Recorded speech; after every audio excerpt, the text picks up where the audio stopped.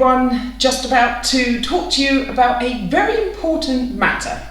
Now, when you're a beginner and you first start going to dance classes, and then maybe you start going to social events as well, especially with ballroom and Latin dancing, salsa nightclubs, quite often I see people turn up just in totally the wrong clothes, totally the wrong shoes, very unprepared for the class or the actual dance event. Now, it will differ depending on what you're attending. If you're attending an hour's class at your regular teacher and you know the venue and the facilities, then yes, maybe you don't need to go as prepared. But if you're going to a workshop somewhere you've never been before, you don't know what the floor's going to be like, you don't know how hot it's going to be in there, how cold, you have a number of things that you won't be aware of. So it's really important that you get yourself a bag or a rucksack of some kind, and you actually build yourself a dance kit. Now, the more that you go to classes, the more you will expand your kit. And even as a beginner, it's not about spending lots of money at all. I always say to beginners, don't go out and buy expensive dance shoes. We've got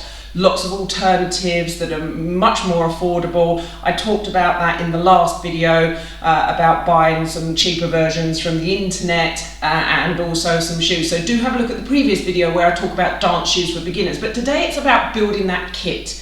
What is it that you need and how prepared should you be? Well, number one, if a venue is very, very cold, your muscles are going to be cold for longer.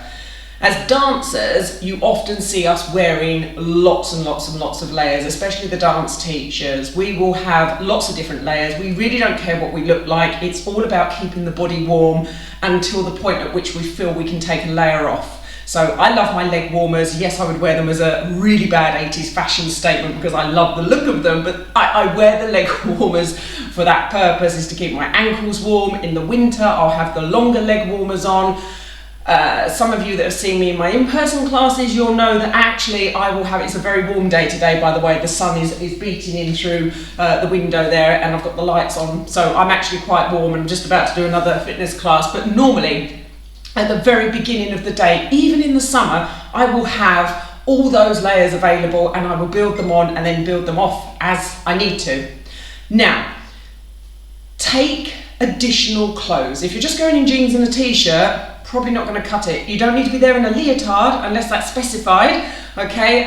Most of our social dance classes are going to be fitness wear, t-shirts, leggings, joggers, you know, something that's comfortable that you can move in, but not so free that it gets in the way of other people, okay? And take a spare set. So if I'm going to a lot of workshop activities rather than a social and an evening, I'll have leggings and a t-shirt and underwear as well.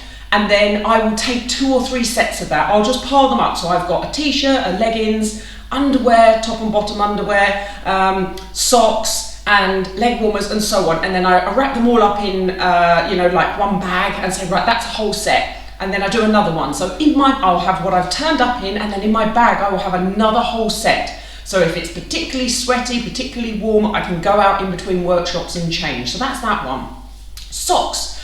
Always take multiple pairs of socks with you. I use the little tiny anklet socks in all my jazz shoes, all my dance trainers. I want fresh socks on when I leave the house. I want fresh socks for every workshop I'm doing, and I put fresh socks on at the end of the last workshop. So many times I see students finish my classes in their dance shoes and then go straight back into their outdoor shoes in hot, sweaty, smelly, wet socks. Drives me crazy, guys.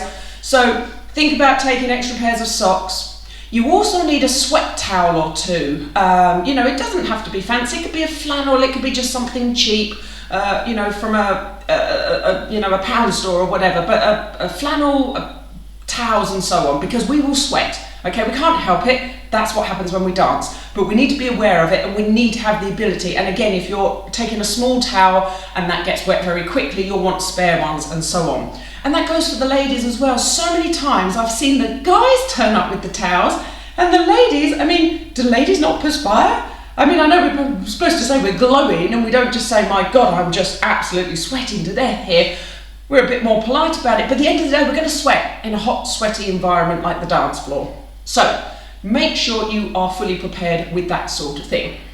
Okay, what else do you need? Obviously your dance shoes, when you get to the point where you can afford a couple of pairs of dance shoes, make sure you've got your flats, make sure you've got comfortable ones, trainers or whatever for practice workshops, and vary the shoes accordingly. Again, you don't have to spend a fortune. But the sort of healthcare kit, as I call it, that's always in my bag. And most people, when they see me at a social, they run over and say, "Oh, Adele, can I borrow such and such from your bag?" Because they know I'll have it. Number one, deodorant. Okay, that goes without saying. Always pack your deodorant, all right? Number two is baby wipes or equivalent, okay?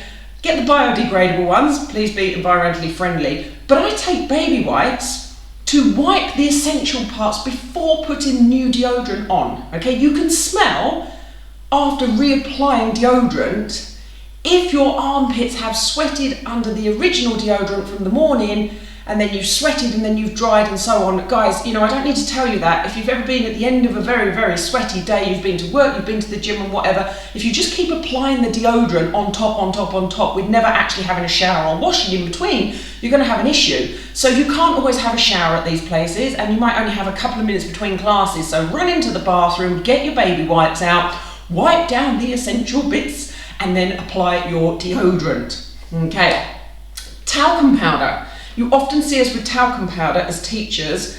There are some floors, especially in places that aren't specifically designed for dancing, in communal halls and nightclubs and whatever, where the floors will be sticky. They're not sprung maple floors.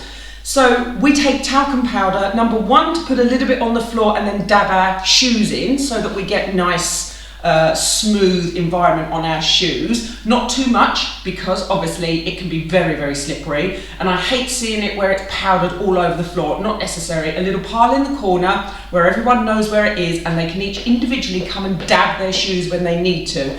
Right, so that's one thing it's used for, but also talcum powder is a really good absorbent material, so it can absorb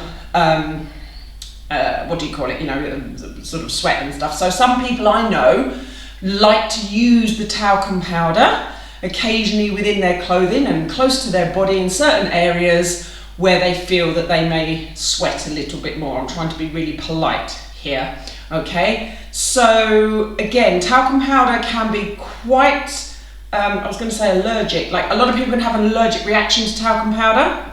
So again, I really would encourage you to take a look. Don't just get the sort of standard high street brands. Take a little look on the shelf.